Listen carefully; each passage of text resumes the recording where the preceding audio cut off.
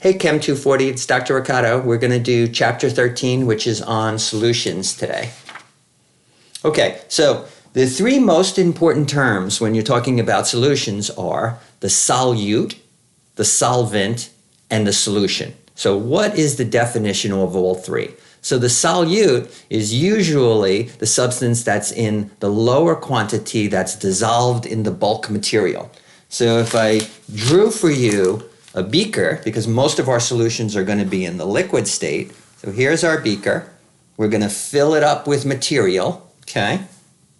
So the solute would be the particles that are dissolved in the bulk, where the background material, the vast majority of the stuff is the other thing. So the solute is what we're interested in. It's usually the substance that's dissolved in the smaller quantity. So this could be a solution of sugar water or salt that's dissolved in water, where the solute would be the sugar or the salt. So what's the solvent? The solvent is the background material. So if this was sugar that was dissolved in water, the little green dots are the sugar. The rest of the material, the rest of the molecule, the background, is the solvent. So I'm going to read through these definitions, and then we'll go on from there. But most important, we have the solute particles. We have the background material, which is the solvent. And the whole thing together is called a solution.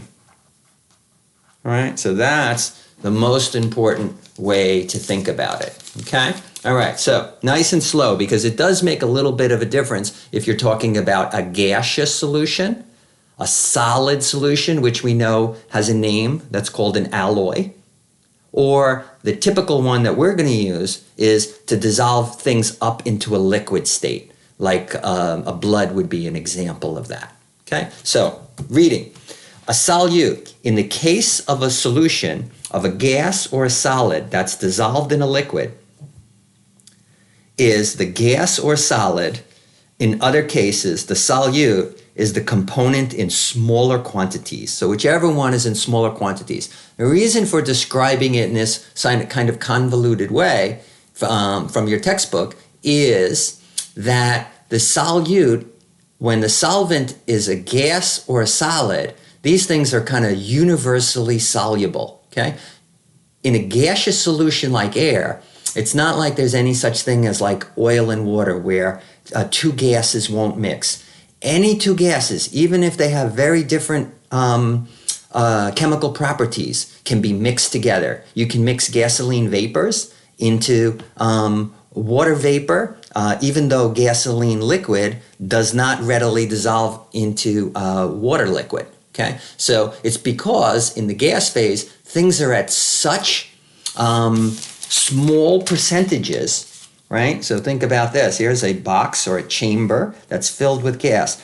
The individual molecules, let's say the X's are one type, okay? Maybe those are gasoline molecules that are dissolved.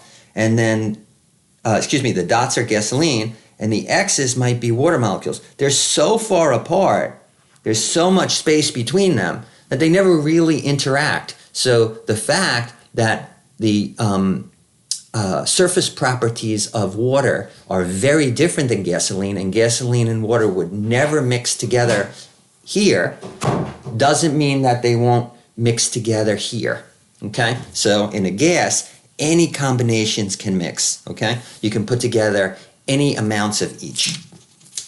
All right, let's read through this one. In the case of a solvent, the liquid in the gas/liquid and solid/liquid solutions, in the liquid-liquid solution is the component in the greater amount, okay? So, make a long story short, the solute is in the smaller amount, almost always, and the solvent is in the larger amount, okay? Let's talk about a solution where both the liquid and both the solute and the solvent are both liquids. Well, two materials that are both liquids that readily mix together are alcohol and water. So you can take 30 milliliters of alcohol. Okay. So alcohol has the formula CH3CH2OH, and 70 milliliters of water. Okay. So it's only going to be for a split second that they'll stay separated from one another. These two things like each other enough, and the alcohol and water would mix. So after I mixed it, I would have a single solution, which would have a volume. Interestingly enough, it would be slightly less than 100. It would be like 99.4 for a reason that we'll talk about later. Okay, but which would be called what? Since the water molecules are in the greater percentage, right? They're 70 milliliters out of 100. The water, we could consider the background, and the alcohol would be dissolved in the water. Okay, so this solution would be the solvent. The background white stuff would be water. Water is the solvent. And the solute, the little X's, the stuff that's dissolved and uniformly spread throughout, would be the alcohol. Okay, so there's my alcohol molecule. So the alcohol would be the solute. Why? Because the water is in the higher percent. If it was 70% alcohol and 30% water, we would flip those two. Okay, so this is a typical solution. If this was alcohol that you could drink, it would be called 60 proof, because 60 proof is 30% alcohol. All right, let's take a look at some examples. One example is soda. Okay, so soda, the solute. Now this is soda with no sugar or no Coca-Cola. This would be like club soda, right? Or what you guys call, what we used to call seltzer, okay? So sparkling water. So water is the solvent. The CO2 molecules, the carbon dioxide molecules, are not in the gas phase. They're actually dissolved individually in the liquid. So they're not bubbles yet. They're only bubbles when you take the pressure off of the solution, okay? So this would be, let's say this cover was closed on here. Okay, so the carbon dioxide is the solute and the water is the solvent. Here's salt water. The water is the solvent and the sodium chloride individual particles that are dissolved are the solute. Let me go in a little bit. Okay, couple of other examples. Here's one that we kind of just looked at. 25% ethanol, alcohol, dissolved in 75% water. This guy is the solute. This guy is the solvent. Okay. All gases are soluble in one another. The greatest example of that is air, right? Air is a gaseous solution where nitrogen is in the highest component. So in a sense, you could think of it as the solvent, okay? And all of the other things are kind of dissolved in the nitrogen. So you have oxygen makes up 20%. Then the other fragments are much smaller, right? Depending on the relative humidity on a particular day, the percentage of water in the atmosphere can be anywhere from close to 0 on a very dry day to up to about 5% of the dissolved components in the air can be water, right? That doesn't necessarily mean that it's raining. We're talking about individual water molecules. Doesn't mean that you're in a cloud. A cloud are droplets. Those are liquid. Okay, fog is droplets, those are liquid. We're talking about air, like I'm sitting in this room right now, I can see right through it. There's water vapor that's dissolved in it, even though I don't see droplets. Okay, droplets are a whole other thing. Droplets are a tiny, tiny bits of liquid. Okay, here's some different types of solutions. The first most important thing to realize is the definition of a solution. It's a homogeneous mixture of two or more substances consisting of ions, atoms, or molecules. We just talked about this. Gaseous solutions like air are miscible in any proportions. You can put any amounts of each, they'll always dissolve in one another. Liquid solutions, okay, are when the solvent is a liquid. So you can have 3 different kinds of liquid solutions. You can dissolve gases in liquids. We just talked about that, right? couple of good examples that are important in nature. One is we can dissolve carbon dioxide in water. It readily dissolves because it, in a sense, actually reacts with the water. So you can get a pretty large percentage of carbon dioxide to be dissolved in the water, and that's called carbonated water, okay? Or club soda or seltzer. You can dissolve a liquid in a liquid. We looked at an example of that where we dissolved alcohol in water.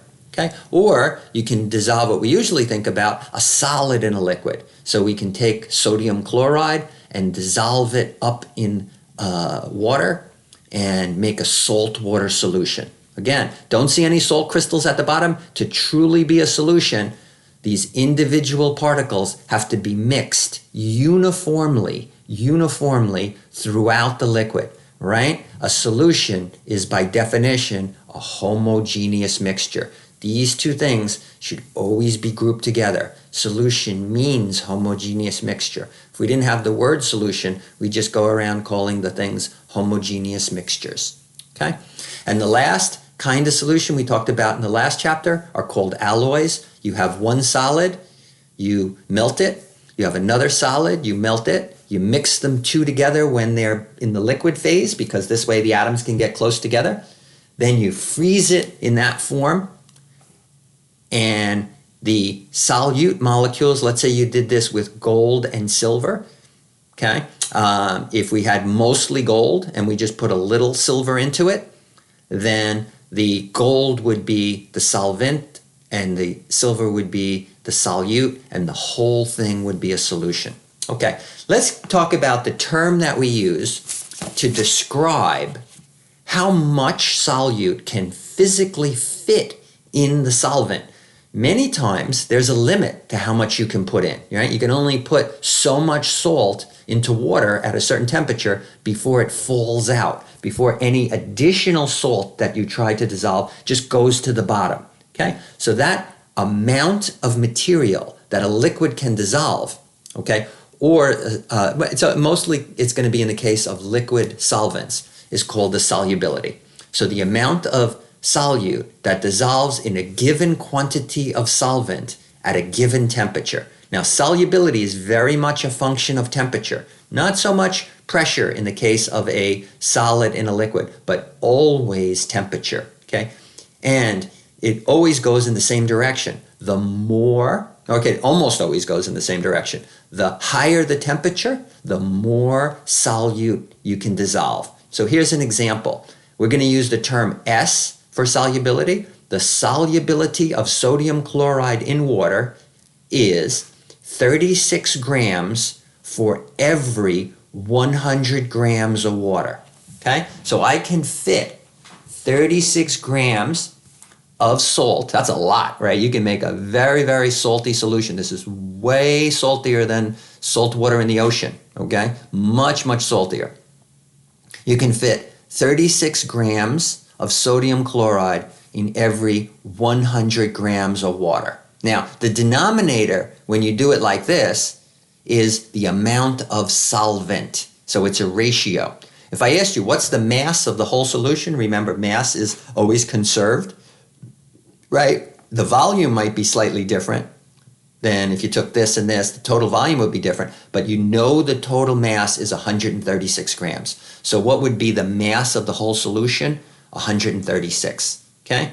So 36 out of 100 wouldn't give you the percent. It would be 36 out of 136 if I did the percent by mass, okay? Now, that's at a certain temperature, at 20 degrees C. That's how much salt I can dissolve in 100 grams of water. Raise the temperature, I'll be able to put more in. Lower the temperature, some will fall out. This number will drop. Okay. Solutions, guys, are always a dynamic equilibrium. Okay? It's not that nothing is happening after you get to 36 grams dissolved in 100 grams of water. It's that the amount of salt ions that are precipitating out, going back into the solid, right? Going this way. So here's the salt ions that are dissolved in the water. That's very important. Na plus are individual salts surrounded by water molecules. When I write AQ, that means dissolved in water, the aqueous phase. Very powerful, okay? The water participates in the dissolving. It's not just that the sodium happens to be over here. It's purposefully surrounded by water molecules. The water molecules solvate the ions, so we'll see that in a bit. Same thing with the chloride. When you have the AQ after it, it means this is surrounded by water molecules. So in a sense, the water molecules are keeping these guys away from these guys. What kind of interactions do you have? Then you would have ion dipole interactions. The dipole on the water molecule would be facing in, each water molecule, the oxygen on it would be facing in towards the sodiums to keep it dissolved. And on the chlorine, since this is negative, the hydrogens would be facing in to keep it dissolved. So the water molecules participate in keeping it dissolved. Now, if, for instance, there's a break in the water molecules and this ion somehow gets close back enough to this one, they could precipitate back to the bottom, right? So they could form back into the solid because opposites attract. So that would be the arrow going this way. That would be precipitation. The arrow going this way is when the water molecules go down, find the solid crystal, and break up these ions and dissolve it. So the point of a dynamic equilibrium is it's not that nothing is happening once you get to equilibrium and the chemistry stops. It's that the chemistry is happening equally in both directions. So it looks as though there's always 36 grams of NaCl, and there is always 36 grams of NaCl for every 100 grams of water, but it's not the same 36, okay? I'll show you what I mean in a second. So this is a dynamic equilibrium. So let me draw that for you.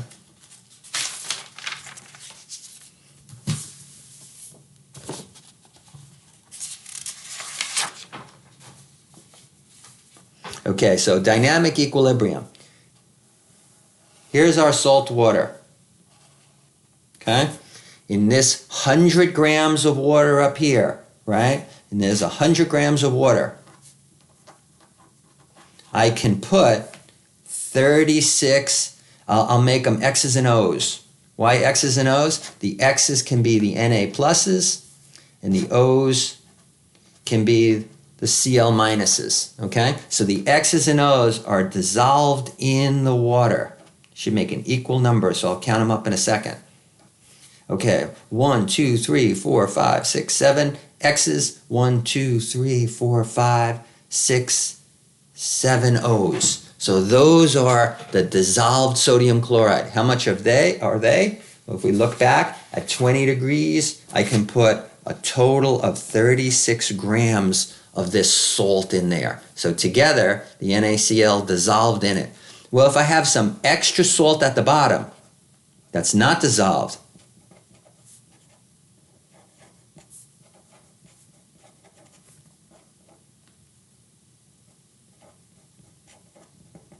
that's NaCl solid. Okay, so the dynamic equilibrium we were talking about on the bottom of the last page is this equilibrium. I'll do it with a different color. I'll do it in black. Okay, there's always some water molecules. Now you don't see the water molecules in the picture. They're the background white stuff. So there's always some water molecules that are going in, disrupting the crystals in the solid and causing that solid to dissolve. So when that solid dissolves, I get another X and an O into solution.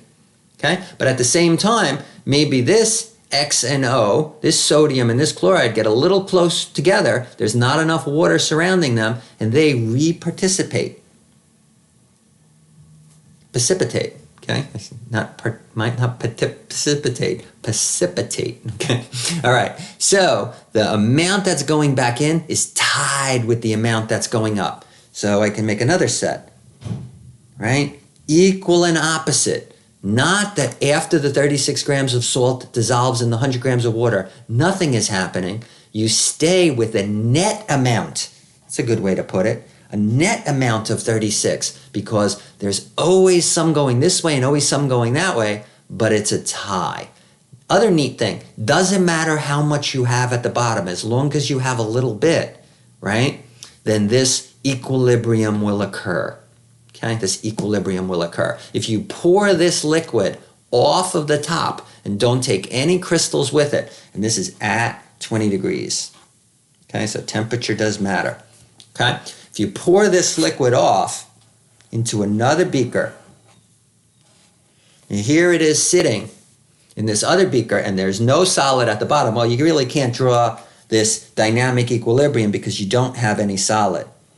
So not really the same thing in this case. Maybe you could think about it as there's a fine amount that you can't see, right? But in our case, as long as we have a little solid in contact with the liquid, this equilibrium will occur, okay? So I don't want you to think that nothing is happening. I want you to think that two things are happening and it's a tie, okay? And I'm not going to re-explain that because that's what's at the top of the next page, okay? This idea of a saturated solution. It can have, holding right now, as much solute as it possibly can. This is a saturated solution. It holds as much as it possibly can at 20 degrees. If I pour off this into here and I lower the temperature to 19 degrees, it's going to get out of equilibrium. There's going to be a little bit too much solid here. So you'll start to see a little tiny bit of precipitate down at the bottom. Because at 19 degrees, it can't hold 36, it can hold a little bit less, okay? If I go from 20 to 21 to 22 degrees, the amount of solid will get smaller and smaller here because more of it will dissolve, okay? So a saturated solution is a solution that is in equilibrium with respect to a given dissolved substance. No more solute can dissolve. Unsaturated solution is a solution not in equilibrium with respect to the given dissolved substance, in which more solute can be dissolved. Okay, so unsaturated would be a case like back in this one, instead of having 36, what happens if I only had 20 grams dissolved? Well, after 20 grams dissolved, there's still space for more, so you can put up to another 16 grams in at that temperature. That's an unsaturated solution. Okay, when you have less than the maximum. Okay, supersaturation is an interesting property. Supersaturation is when you trick the liquid into holding more solute than it should at that temperature. But it's an unstable situation. All it would take is you adding a seed crystal or actually just scratching the side walls with a glass stirring rod to just create a few little crystals, and then all of a sudden the extra solute that's not supposed to be in the solution would pop out. So let me read the definition and I'll give you an example of something that's famous for doing it. Okay, so supersaturated solution is a solution that contains more dissolved substance than it should at that temperature. It's an unstable state. Easy to make supersaturated solutions of this material, sodium acetate. Okay, how would you do it? Pretty simple. It just requires heating up the solution. So what I would do is I'd take a whole bunch of sodium acetate at a higher temperature, maybe 50 degrees C. That's pretty warm, right? At 50 degrees C, and I get as much sodium acetate in as I possibly can. So again, it's ionic, so these would be the sodiums and these would be the acetates. And they would be dissolved up in the solution, okay? Then I slowly lower the temperature, nice and slow, right? Maybe I take 1 hour. After an hour, I get it down to room temperature, 25 degrees Celsius. Well, at this temperature, it can't hold all of those ions into the solution. It should have a lot less, right?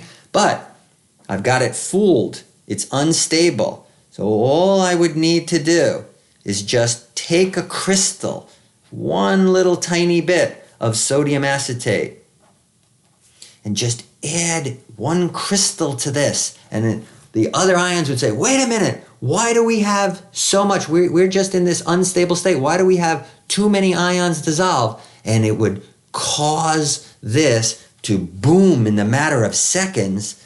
The extra stuff would fall out to the bottom, and I'd get solid sodium acetate at the bottom, and I would have less ions in here, right? At this temperature, it should only be able to hold this less amount, not all of those. It can only hold many. Another way, instead of doing this, is to just take a glass stirring rod and move it up and down and scratch the side walls, bring a little solution up to the side, and it'll create a crystal or two of sodium acetate, and that crystal or two will go back into the solution and cause it to fall out, the extra to fall out. So this unstable state, okay, can be done with certain liquids, and that's called supersaturated, okay? So supersaturated is when you have more than it can hold. Okay, if we want to explain all of the forces that are going on, okay, and there's a couple of nice graphics that I will talk about when we go through the PowerPoints. There's a couple of nice graphics that discuss this. You have two forces that are working against one another. One of them is trying to help the ions or molecules stay in solution, and that force is hydration. Okay? The other force, the other driving force, is the lattice energy, and that force is going in the opposite direction. It's trying to find these ions that are dissolved, okay, and rehydrate them and put them back into the solid form. So hydration versus the lattice energy. Whichever one of these two things is bigger will determine if that at that particular temperature, whichever of those two forces is bigger at that temperature, will determine if the solution is saturated or not, if I can put as many ions in as possible or not. Okay, so let's take a look at that. Okay, so hydration. Right? The forces of hydration. I'm going to show you this in the book in a second. The forces of hydration are the attraction of ions for water molecules. Smaller ions are hydrated better. Okay? So if we think about aqueous solutions, which are the most important solutions in our course, we know that water are polar molecules. The water molecules will surround the ions. The better job, the tighter they get around it, the stronger those intermolecular forces are, the harder it will be for the ions to fall back out into the solid to precipitate, okay? Versus that, the lattice energy is the total amount of energy it would take to break the ions up in the solid form. So if you have some solid sodium chloride sitting at the bottom of the solution, right, you have strong electrostatic attractions because opposites attract between the sodium and chloride ions that are sitting in the solid, right? Those forces are hard to break, right? The harder they are to break, the harder it is going to be for them to dissolve. So whichever of these two things is bigger, that's going to determine the amount of solute that can dissolve at that temperature, okay? So an ionic solid with relatively large lattice energy, where the forces inside the ionic solid is very strong, will usually be insoluble, especially in water. Okay, so before we get to the temperature effects, let me just grab the textbook and show you this two diagrams that I think will be very helpful.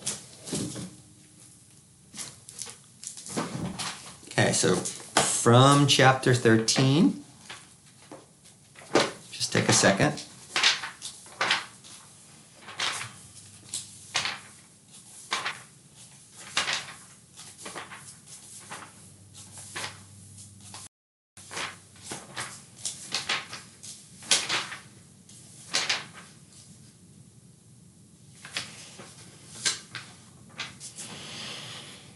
Okay, this is really, really nice. This is on page 528 of your book. Hopefully this doesn't mess up the computer because it's kind of sitting on the computer a little bit.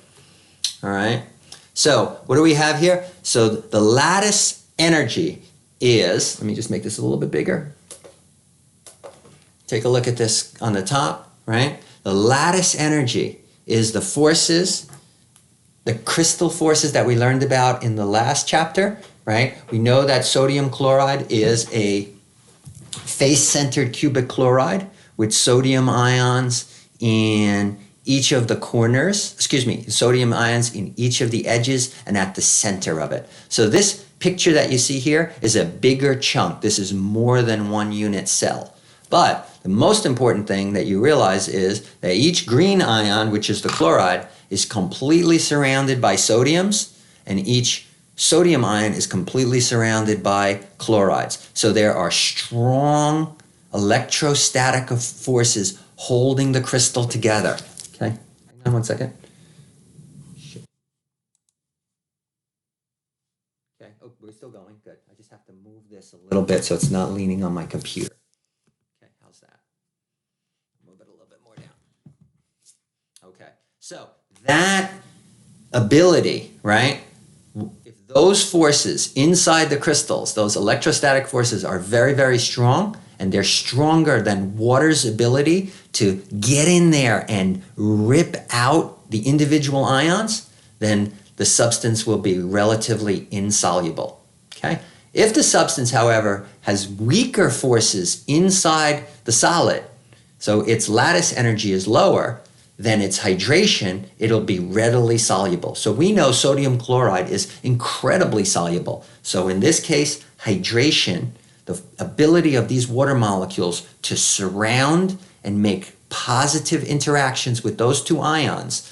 And here we have the two examples, right? Here's a hydrated, after you're able to yank out this chloride ion, you will surround it with 6 water molecules with hydrogen atoms pointing in. Okay, what kind of interaction is this called? These are called ion dipole. Here's the chloride ion, here's the dipole on water, right? The oxygen is negative, the hydrogens are positive. So what would be the coordination number? 6, right? So this is surrounded by 6 water molecules. Here's the sodium, right? The sodium is also surrounded by 6 water molecules. This time, it's the oxygen part that's pointing in. Notice it's opposite here, right? If the oxygen part points in, that's good because this is positive and the oxygen is the negative part of the water molecule. Okay, so this is blow up of the upper diagram. This is what you kind of have in solution, right? This chunk in the middle is a crystal, right? So it's not in solution. Here's individual water molecules, right? So that's the background solvent. And over here is a dissolved sodium. Here's a dissolved chloride. Here's a dissolved chloride. Here's a dissolved sodium. Okay? So notice it's like they have an entourage, right? You never see a chloride ion by itself, right? It's like a famous heavyweight boxer. It has an entourage, all right? Or a famous celebrity like the Kardashians. You never get Kim Kardashian without 10 people surrounding her to make sure she's okay, right? You never get Lady Gaga without 10 people surrounding her. She has an entourage. So they have an entourage of ions, and they keep these two things away from each other so they can't reprecipitate back into the solid, okay? So that's the balance of forces, okay? This last picture, again, this just shows the solution, the ions that are dissolved here, the hydration. This is a great diagram to follow. Okay, now, along with it, on the next page, is what's happening in terms of energy, okay? So again, we have a balance of two forces. Now, we are not talking, this is really important, we are not talking about how long it takes. That's kinetics, that's a different thing, and that has other factors to determine how long something takes that we'll talk about in the next chapter. What we're talking about here is simple energetics. So what we're saying is, don't worry about how long it takes, just ask the question how much. So if you give it, 10 hours to see how much it will dissolve, then all the kinetics, all the processes must be over, and after 10 hours, you've come to equilibrium. Okay? So what will determine how much dissolves versus how much is sitting at the bottom? You have a balance between those two. Okay? So again, not how fast, but how much stuff will dissolve. Okay, so what do we expect in this case? All right, well, this guy, here are the solid ions, or in this case, maybe it's a molecular solid, like sugar, for instance, right? I only have individual particles. They all look the same to me. So these are all the sugar molecules in the solid phase. Okay, so I have delta H of the solvent. Okay, oh, sorry. So here's the individual solvent. Here's the solute, okay? So first question I have to say is, how much energy does it take to separate those solvent molecules? So even the water molecules on this side, these are the water molecules, right? Even the water molecules have strong forces between them.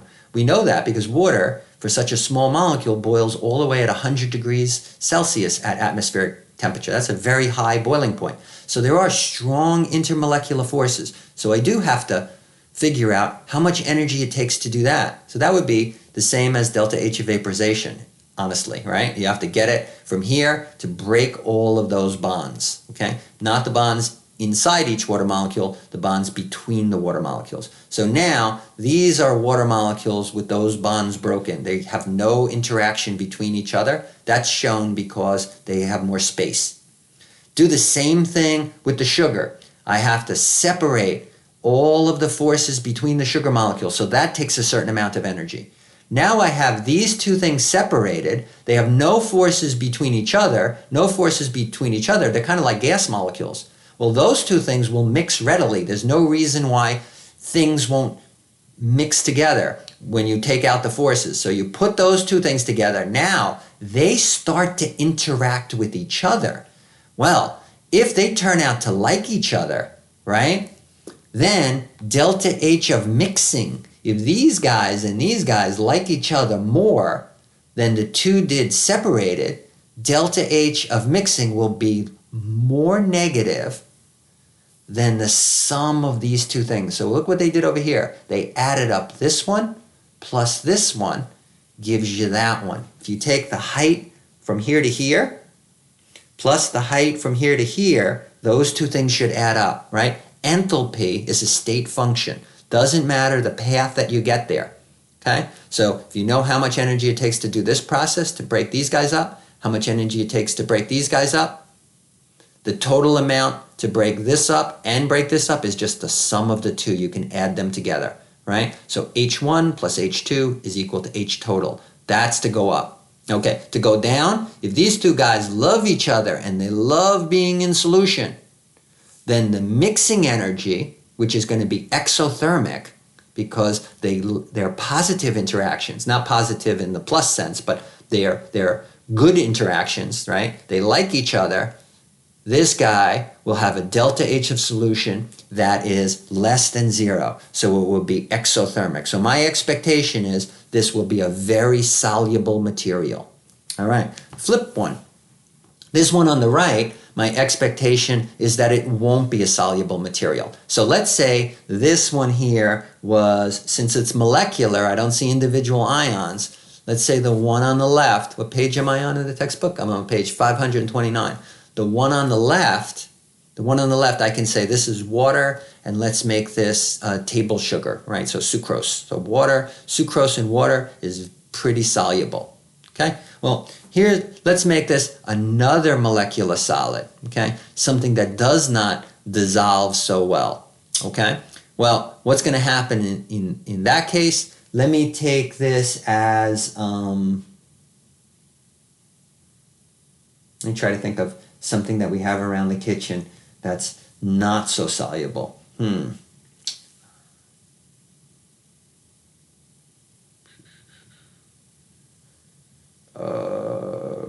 Most of the stuff we have is pretty soluble. You know what? Let's take this as, this is coffee at room temperature, right? Not so soluble. You can only get a little tiny bit in it. Now, coffee has a lot of different components, okay? But think about it. If you just took coffee grounds and put them into cold water, only a little bit of the different components in it would dissolve at that temperature. We have to go to high temperatures to extract the stuff that's inside the coffee, okay? So maybe it's an okay analogy. So this would be the amount of energy to separate the water. This would be the amount of energy to separate these individual ions. I'm not gonna, let's move away from coffee. Let's just take magnesium chloride and assume that magnesium chloride is not very soluble, okay? Let's say this is a lot less soluble than this. Better example, okay? So if this is less soluble than this, okay, when this guy dissolves, look at this. This guy takes same amount of energy to break up the solvent molecules, same amount of energy to break up the solute molecules. But look what changed. They don't love each other the same way that these guys love each other. These guys, when they loved each other, they released a huge amount of energy. That means that they're tighter, closer together, stronger intermolecular attractions. Here, delta H of mixing is only up to this line, right? It's not enough to overcome delta H of the solvent plus delta H of the solution. So the net change was an up change. Here's where I started on this line, right? When I finish up, I'm higher in enthalpy. So what is delta H?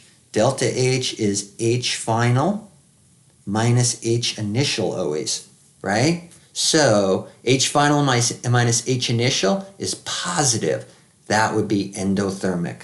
And so my expectation is, since this would require energy, right? My expectation is that not a lot of material would dissolve. We're here, since this gave off energy, I would expect a lot of material to dissolve. I'd expect this one to be a lot more soluble than this one. Okay, sorry for the mixed analogies. I started out talking about sugar, but I couldn't really come up with a great kitchen example of something that isn't soluble. Maybe garlic or something, or some other material that you would have around the kitchen that does not dissolve very well. You put it in water, yes, you get a little bit in, right? But the whole piece of garlic is not going to dissolve. Okay, but again, hopefully this explains this battle, right? We have a battle between hydration and lattice energy. Whichever one is bigger, that's going to affect how much can dissolve. Okay, so let me zoom out a little bit. Okay, good. Move this back to where I was before. All right, let's talk about the effects of temperature. So I'm on page 4 of the notes. For the effects of temperature, solids, right? Our expectation is solids become more soluble as the temperature goes up, right? Gases are the opposite. If you want to dissolve more, and you realize this from everyday life, if you want to dissolve more gas in a liquid, okay, then lower the temperature. So for gases, dissolving like oxygen into water, nitrogen into water, carbon dioxide into water, the lower the temperature, the more soluble it will be. So this is stating that same fact in the opposite direction. Gases usually become less soluble as the temperature goes up. Okay, so I have an extra W on here. I'm going to take that off to have some white out. Okay. All right, so gases become less soluble. All right, now, great example of this. Think about fish, right? So fish, one of the things you'd have to be worried about your gas tank is you always have to keep your fish tank pump on, right? Especially in the summertime, because in the summertime, as the temperature goes up, if your fish tank breaks, the oxygen, the dissolved oxygen inside the water will not be enough, and essentially the fish will suffocate in the water. So temperature, fish live in nice cold water. They like it better, okay? Because there's more oxygen that can be dissolved in the water. Remember, the gills, the function of the gills are to extract oxygen gas from water, right? What do lungs do? Lungs extract oxygen gas from air, right? And it's amazing. You take a fish out of water, even though he or she is sitting, right, in a larger amount of oxygen, right? It's not surrounded by water. They suffocate because the gills don't work very well in air. They work much better in water. But they're breathing the same thing as us, right? They're breathing the same thing. They're breathing the oxygen out of the water, okay? They're not breathing water. Okay, so again, fish tank pump, super important because it keeps the oxygen flowing and keeps the water saturated with oxygen, okay? As the temperature goes up, you can hold less of it, okay? You want to always make sure you at least have as much as it can hold at that temperature. So that's why you want to keep the pump going. Keep on pumping air into the water so that more oxygen will be dissolved. Okay, what is the effect of pressure on solubility?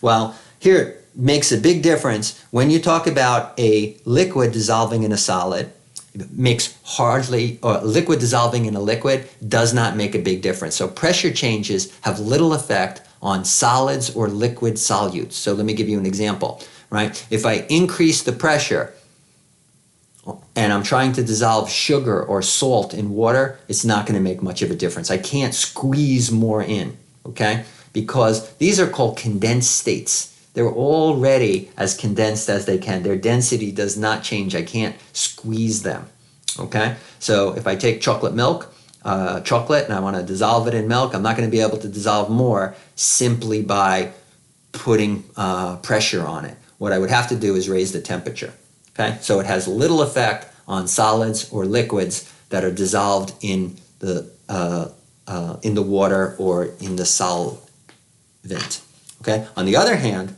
the solubility of a gas is very much a function of pressure, okay? Well, this makes sense. You can squeeze more carbon dioxide gas into solution, okay?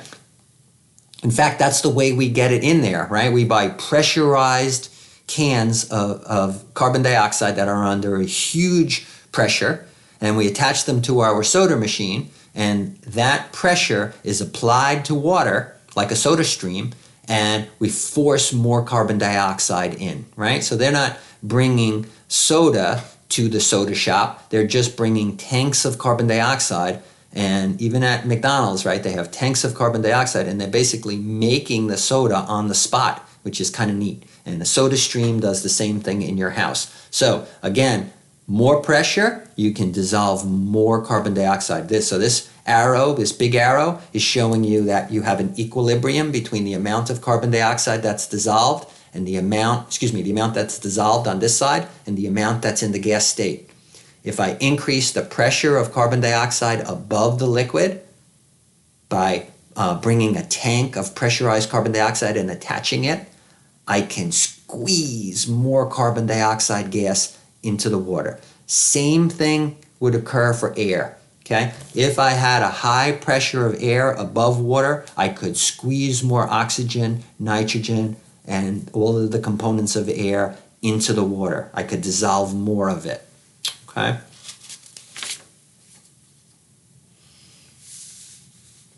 Okay, so before we talk about the quantitative relationship that we have between the pressure above a liquid, the pressure of a gas above a liquid, which is called Henry's Law, okay, and we're going to do that in a second. Let's talk about something that's going to be very important when we get to the equilibrium chapter, but we're going to allude to it now.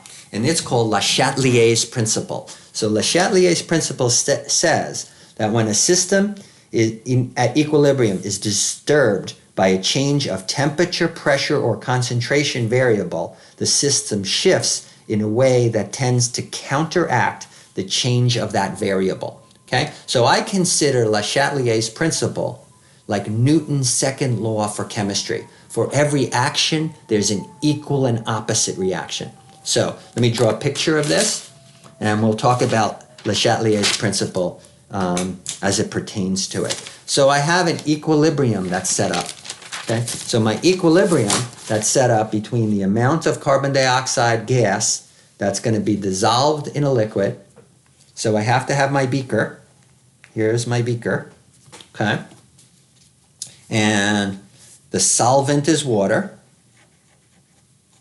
Okay, and I have a certain number of carbon dioxide gas molecules that are dissolved at that temperature. Okay. Now, if I close the top of this off, right?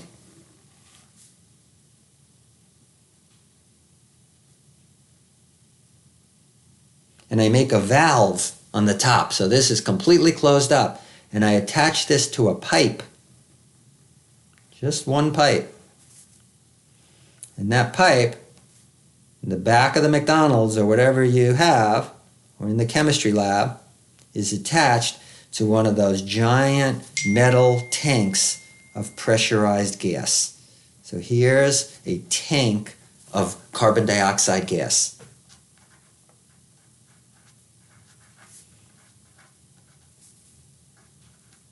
Okay, so it's filled up right? With a huge pressure of carbon dioxide gas, high pressure.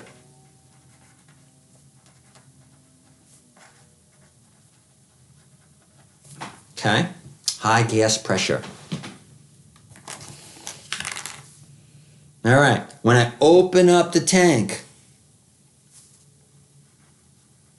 it saturates this air, this space up here with carbon dioxide that's at a very, very high pressure. So how am I going to represent that? I'm going to make a lot of the molecules there. So what is that going to do to the equilibrium? So before I opened up the tank, I had a certain amount of carbon dioxide gas in the gas phase and a certain amount that was dissolved. Right? The dissolved is AQ. Those are the black dots that are down here. The gas is the pressure above it here. Well, by applying a pressure, right, this thing is nice and happy at equilibrium. For every action, there's an equal and opposite reaction. So what do? Increase the pressure of carbon dioxide gas. If there's too much carbon dioxide gas, because I increase the pressure, Le Chatelier's principle says, move in the other direction. How can I relieve the pressure of carbon dioxide gas here?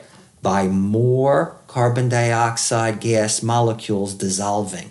So for every action, there's an equal and opposite reaction. Okay, so that would be the case of increasing the pressure. Okay, what would be the case if I took this off? Okay, I broke this. So how am I going to break this? I'm going to close the pressure here, and I'm going to open this up to the environment. So if I open this up to the environment, and now this is open, the opposite thing is going to happen. All of a sudden, all of this high pressure of carbon dioxide gas is going to escape. So as the CO2 gas escapes, there's going to be no huge pressure on top of the liquid in that little space above the liquid. This is the liquid down here. It's going to be relieved. So it's only going to be a few molecules of carbon dioxide. Well, what is that going to say? They took the pressure off. They took the pressure off. So what is Le Chatelier's principle going to say? If this pressure of carbon dioxide gas goes down, Le Chatelier's principle always does the opposite. If the pressure goes down, how can we create more pressure to balance it? By some of the carbon dioxide gas that is carbon dioxide that's dissolved in the liquid escaping. Okay, this happens all the time, guys. Every time you open up a soda, when you buy a soda fresh from the convenience store, okay, or sparkling water, the moment you release the cap, you're releasing the pressure of carbon dioxide gas in that little space on the top of the soda bottle, that little air space. Well, guess what? That's not just air in there. That's pressurized carbon dioxide. When you open the cap, it escapes. So if it escapes, the pressure of carbon dioxide gas is too low. What happens is carbon dioxide that's dissolved bubbles out. And that's why it fizzes. It fizzes because you open the cap. So what do? Quickly put the cap back on. When you quickly put the cap back on, you're not bringing in carbon dioxide from the outside. You don't have a pressure tank. But as the carbon dioxide gas, that's dissolved, fills up that little tiny space on the top of the soda, right? So let's say here's your soda and it's open, okay? Here's your soda bottle and it's open. So there's the carbon dioxide gas that's dissolved, and you leave it open for a second. Once you put the cap back on, you seal this up. Well, it's going to be out of equilibrium for a little while because this air up here is not saturated with carbon dioxide. It doesn't have as much carbon dioxide as it can hold. So for a little while, Le Chatelier's principle is going to go this way, and the amount of carbon dioxide gas is going to build up in here to the point where it can't hold anymore. It's going to be saturated. Well, when it can't hold anymore, then you reestablish the equilibrium so that there's a balance between the ones that are, I'm not going to say evaporating because they're not evaporating, the ones that are coming out of the solution and the ones that are going back in. Equal and opposite. That's equilibrium. I've got 3 lines going down. I've got 3 lines going up. That's a tie. Now, when I'm back to a tie, where the top arrow is equal to the bottom arrow and it's at equilibrium, next time I open the cap, same thing happens. It bubbles out. Okay? Now I can do this a bunch of times till I finish the soda, or it goes flat. Okay? So by putting the cap back on the soda, you're reestablishing this equilibrium. Okay? One of the cool things you can do is keep the head space very, very small. So whenever you fill up a bottle from the lab, we always fill it up all the way to the top. You want to minimize the amount of head space, because if you don't have any head space, nothing can escape into that little space. Okay? Same thing with things going bad, right? You take a piece of bread or cold cuts, you put them in the bag, you want to flatten the bag out, get as much of the air out as you possibly can so that stuff doesn't escape. Okay? So you want something to stay and not go flat, don't leave it in an empty container. Fill the container all the way up to the top. Okay, let's do Henry's Law and we'll take a break. Okay, so Henry's Law describes the solubility of a gas in a liquid. Okay, so the solubility of a gas is directly proportional to the partial pressure of the gas above the solution. So when you have your tank of carbon dioxide and you force more carbon dioxide above the solution, you will get more to dissolve. So there is a Henry's Law constant for each liquid gas situation. So for carbon dioxide in water, you can look up the Henry's Law constant at a certain temperature. Okay? So keeping the temperature constant, the solubility of the gas in the liquid, so this is for oxygen dissolved in water, nitrogen dissolved in water, argon dissolved in water, any gas. You can do this for carbon dioxide. It doesn't work quite as well because carbon dioxide does react with the water. But for any gas that doesn't react with the water, so let's do oxygen, okay? The solubility of the gas, how much can dissolve, how many grams of gas per liter, okay, is going to be equal to the Henry's Law constant, Kh, times the partial pressure of the gas that you're talking about. Not the total pressure. If I want to squeeze more oxygen, right, into water, I can either squeeze more air into water because air contains oxygen, or I can squeeze more oxygen into the water.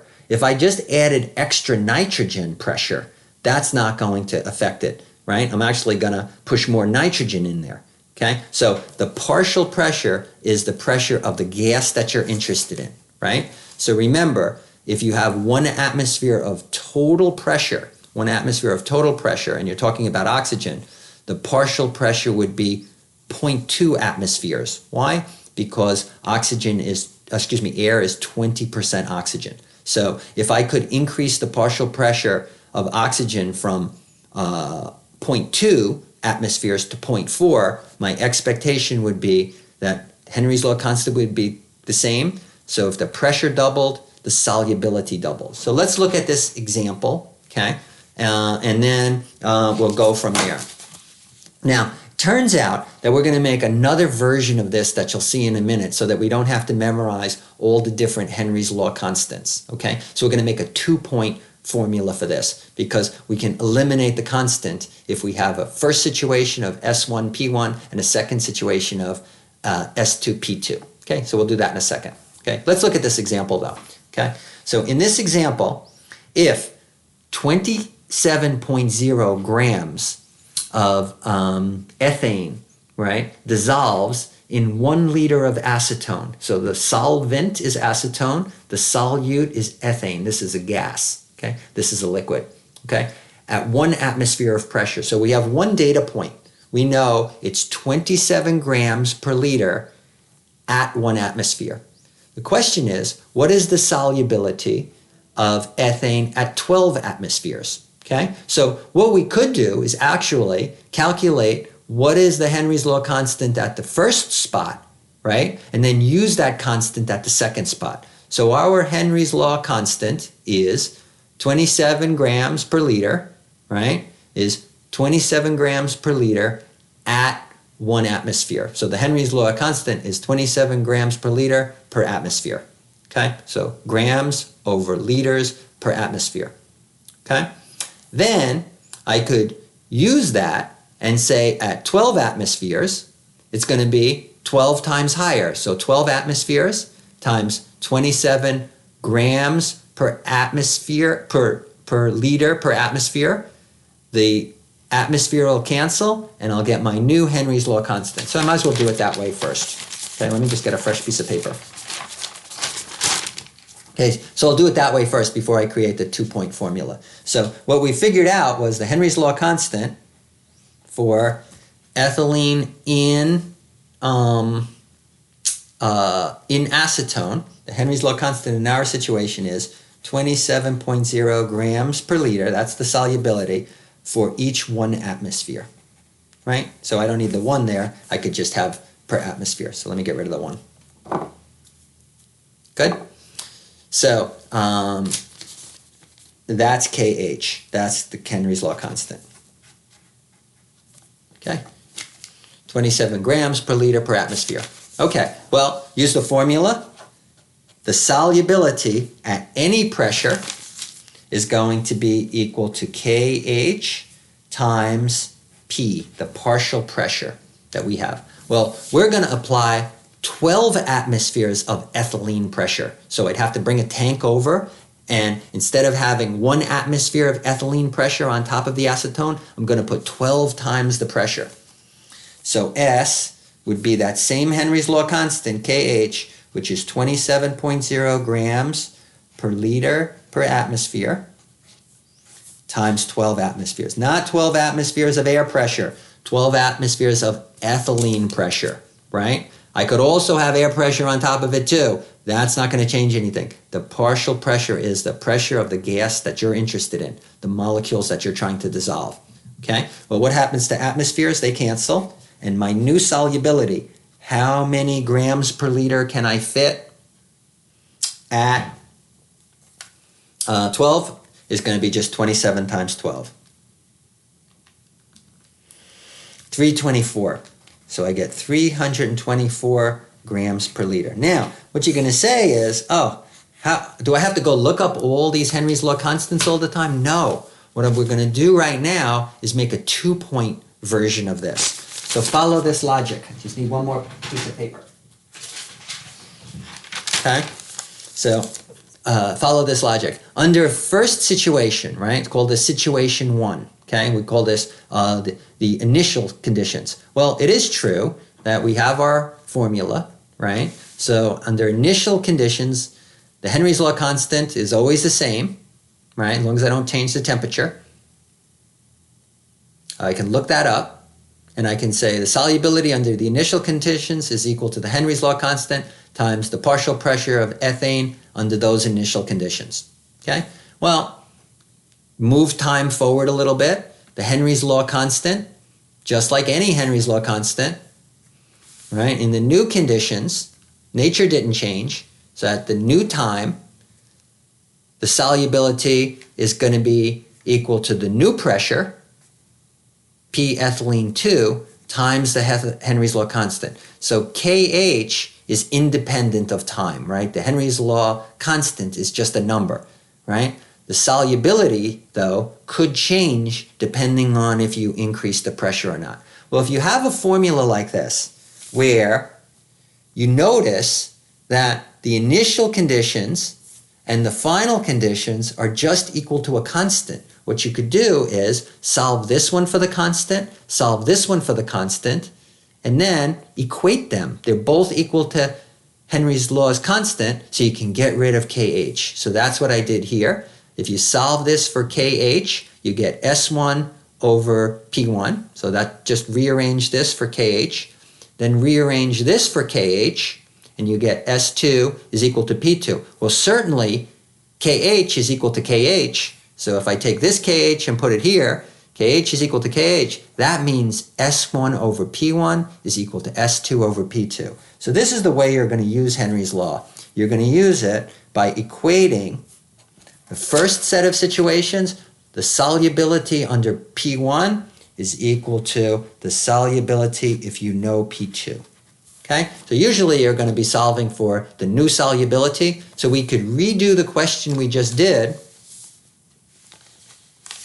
about the 27 grams using this formula. Okay? So that's on the next page. So what was I solving for? I wanted to know the Henry's law constant under the new conditions, so I'm solving for S2. So take our formula, our working version of the Henry's law formula, bring the P2 up here. I get S2 is equal to S1 times the ratio of P2 to P1. Anytime the new pressure is greater than the old pressure, the new solubility will be greater by that same proportion. So this is going to be 27 grams per liter, right, which also happens to be the Henry's law constant. But let's say you had this at a different pressure, whatever pressure you have it at, multiplied by the new pressure divided by the old pressure. Okay, so maybe I overcomplicated that. What happens here? Atmospheres cancels with atmospheres, and I get grams per liter. Okay, so I get the same number. This is the way you want to do it. You want to use this version of Henry's law constant. Okay, the units do not matter as long as you're consistent. If you put them in atmospheres, they're going to come out in atmospheres. Okay, if you're solving for solubility, just be consistent. You can use grams per liter or molarity, whatever concentration unit you use here, you'll get the same concentration unit. So these two S's are going to be in the same unit. These two P's are going to be in the same unit. What's some of the different units of pressure? Well, we could put them both in atmospheres. We could put them both in torr, right? You know that 760 torr make up an atmosphere. You can put them in millimeters of mercury. Millimeters of mercury are exactly the same as torr. 760 torr make 1 atmosphere. And last, you could put them in kilopascals. We know that 101.3 kilopascals make up an atmosphere. So it doesn't matter. Just be consistent. Good. All right. That's where we're going to stop right now. We got to page 6 of the notes. Next lecture, I'm going to pick up on a very logical place called the colligative properties. Bye.